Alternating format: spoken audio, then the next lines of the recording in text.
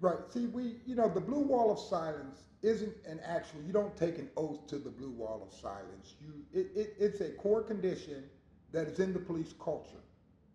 And it's things that, there are some things in the job that we talk about amongst each other because unless you experience it, it's difficult to relate to. But when that begins to expand and it becomes an us them mentality, when you're in an academy class and you're 22, 23 years old, you don't know anything about life. You're fresh out of college or high school, whatever the case may be, and you come into this job.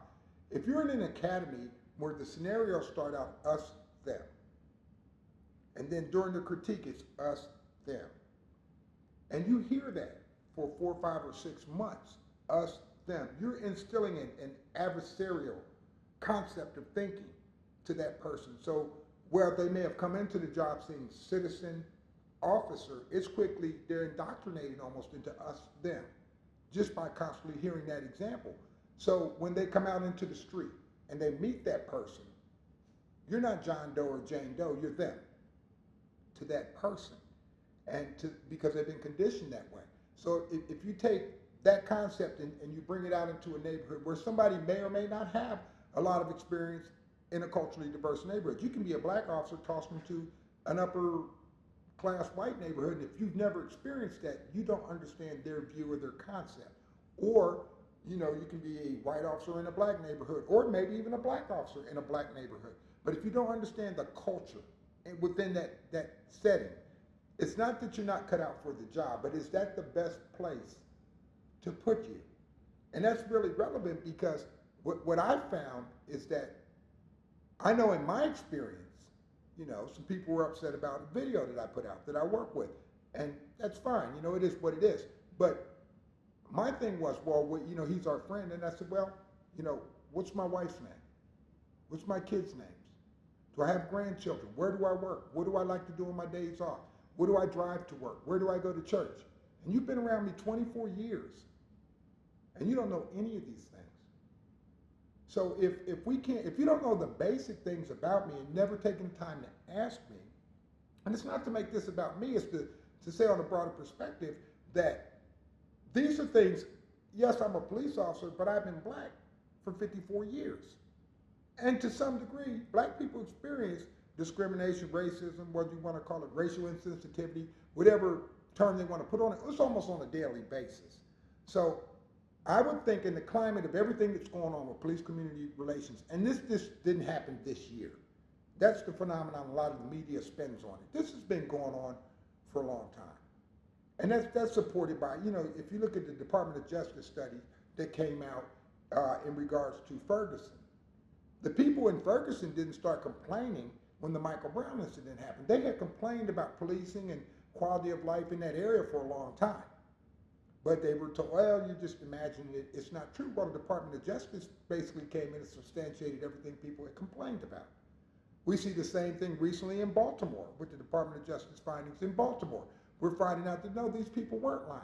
We've heard the complaints in Chicago about a building that's pretty much a torture chamber.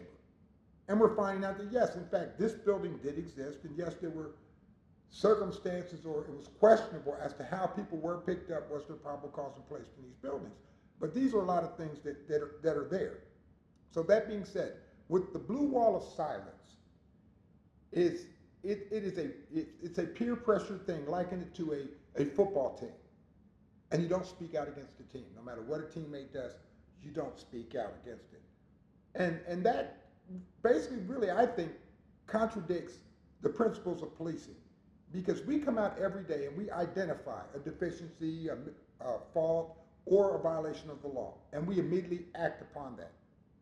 But when we see these things happening internally, we're not so quick to act. And that's where the mistrust comes from the public. When they don't see any officers speaking up about things that are happening in the big picture. And there are officers that'll say, well, it's not in my city, it's none of my business. And I've had people ask me, well, why are you speaking up? This isn't going on in the city you live in. And I'm blessed. I do have a good department, work with great guys, and I live in a great city. But at the same time, I'm not always here. So can I afford to be the next Freddie Gray, the next Tamir Rice, the next Trayvon Martin, I can't afford to take the chance and then say, well, there's a problem with policing. Because I go back to, we can look at the final event, the shooting. But let's look all the way back. What was the reason? What brought the police there? Why did the officer do what he or she did? It may be that the officer was told something by the dispatcher, who was told something by a caller. And naturally that officer is going to react on what he's told. But it can give a perception in a video that, well, that officer is automatically wrong.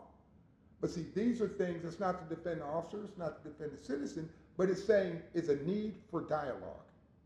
And the dialogue has to come from people that the community trusts or the neighborhoods trust. You can't have there's a lot of high profile people that have their view and their concept of policing in low income neighborhoods, and they've got credentials all the way across the board. But they don't have that trust. They don't have that genuine interaction, that genuine concern with that demographic within the community. So when you stand up and give great speeches, whether it's on Fox News, CNN, or any of the other media outlets that are out there, and you look good, I mean, you're standing up there on big platforms giving large political speeches, but I don't seem to see you at the core of the problem. And then when you are there, are you blaming a whole demographic for the problem and automatically the police are exonerated? It's not our problem. The public needs to get in line. Well, at some point, are you interacting with that public? If you want them to get in line, where does the line form? Who's in charge of the line? How about, do they have a line of their own that maybe you might want to get into? That comes with dialogue. But you can't bring political agendas. You can't come with a blue chip on your shoulder that your feelings are going to get hurt. And the citizens can't come there with preconceived, well, if we don't get our way, we'll loot or we'll riot. And I think citizens have been talking in this country and protesting and meeting for years. This hasn't started. It's just major media is now starting to cover it, and some of the media coverage is exploited, and it's just for ratings.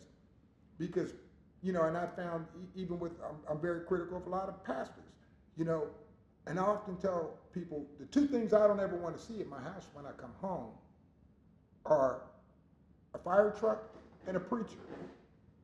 Because if I see either one of them, I'm already in trouble. Where are these preachers when these conditions are there in the neighborhoods? You can't come there when the media is there and you're giving sound bites like we saw in Ferguson, like we've seen in Baltimore, like we've seen in Charleston. They're the first ones there. The media runs to them like they're speaking for the black community. Well, why weren't you at the meetings when these conditions were prevalent for the storm? They were there, but you wouldn't open up the churches. You weren't there. And then when the media packs up, the preachers are right behind them. And certainly this is not all of them, but it's a majority of them. I think people need to stop relying on preachers to be the spokesman of the black community. Just because you spoke to a preacher doesn't mean he speaks for me. How many people research and really know what's in the Ferguson report? You want to protest, you want to stand out there, that's fine, that's your right. But when we get to the core of it, if you're going to stand on that corner, have knowledge of why you're there. What is the knowledge of the issue, the bigger issue, not just your little pinpoint involvement, but the scope, the magnificent scope of it. What's your involvement in it? Do you know what's in the Baltimore DOJ report? Do you know what's in the Ferguson DOJ report? Have you taken the time to read it? Not listen to a talking head tell you. Have you read it? Do you vote? If you're not voting, then you're getting the justice that your no vote voted for.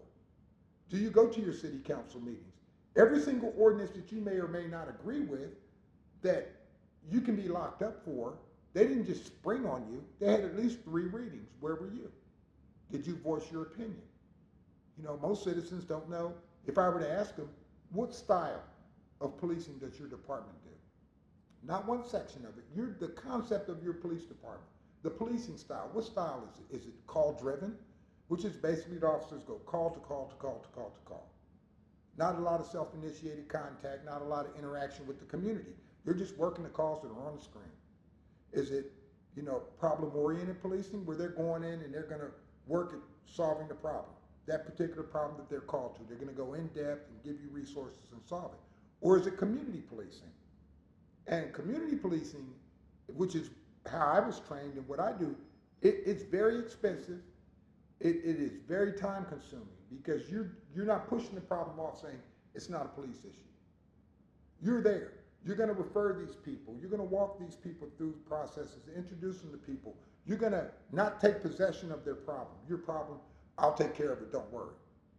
You're going to say, okay, this is your problem. You're taking ownership of it. It's not my problem. And we're going to sit down.